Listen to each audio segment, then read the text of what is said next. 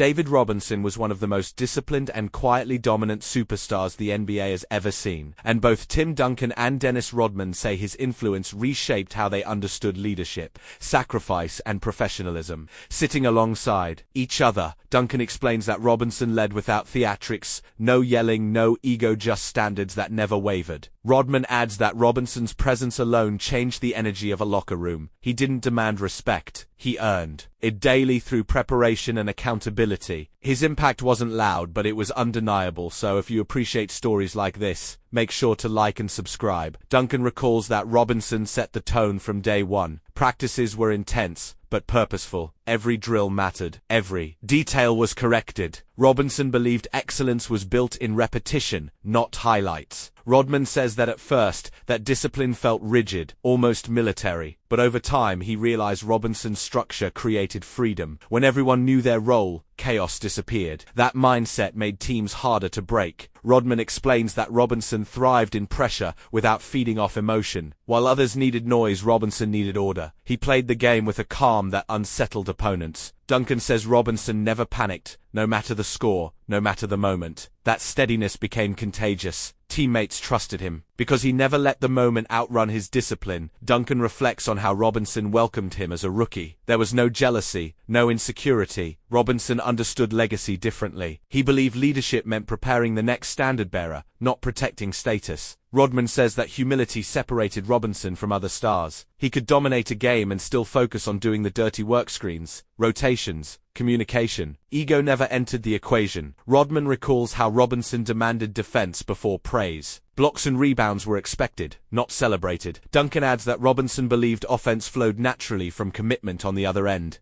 If you defended, ran the floor, and trusted the system, everything else followed. That philosophy shaped the Spurs' identity for decades. Duncan explains that Robinson treated everyone equally. Stars, bench players, rookies, it didn't matter. If you worked, you were respected. If you didn't, you felt it immediately. Rodman says Robinson never embarrassed teammates publicly. Corrections were direct, private, and firm. That approach built trust instead of resentment. Rodman admits that Robinson wasn't flashy, and that's why he was often misunderstood. He didn't chase attention, he chased efficiency. Duncan says Robinson played the game like a professional. Obligation to teammates, to the city, to the league. That seriousness raised expectations across the organization. Duncan recalls how Robinson carried the Spurs through unstable years without complaining. Losing seasons never changed his habits. Preparation stayed the same. Accountability stayed the same. Rodman says Robinson never let frustration infect effort. That consistency created a foundation others could build on. Rodman explains that Robinson's strength wasn't just physical, it was mental. He absorbed pressure without deflecting blame. Duncan says Robinson always took responsibility first. If something went wrong, he looked inward before pointing outward. That self-discipline defined his leadership. Duncan reflects on the championships and says Robinson's greatest contribution wasn't the banners, it was the culture. Standards were already set before titles arrived. Rodman agrees, saying winning felt inevitable because the work had already been done in silence. Rodman recalls how Robinson prepared opponents before games. Film, scouting, tendencies, nothing was left to chance. Duncan says Robinson taught him that intelligence could extend a career. Understanding angles, timing, and positioning mattered more than raw athleticism. Duncan admits that Robinson changed his understanding of greatness. It wasn't about domination, it was about dependability. Rodman says Robinson made toughness look boring, and that's why it was so effective. He showed that discipline, when repeated daily, becomes unstoppable. Duncan concludes that David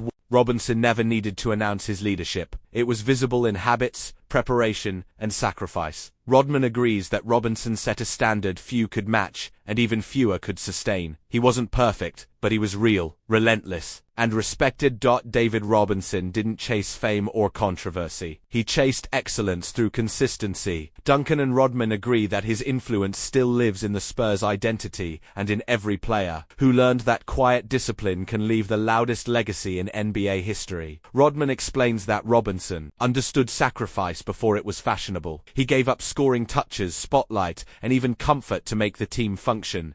Duncan adds that Robinson believed leadership meant absorbing inconvenience so others could thrive. That mindset created loyalty. Players felt protected, not controlled. When adversity hit, the locker room stayed intact because Robinson had already modeled selflessness. Duncan recalls how Robinson handled criticism.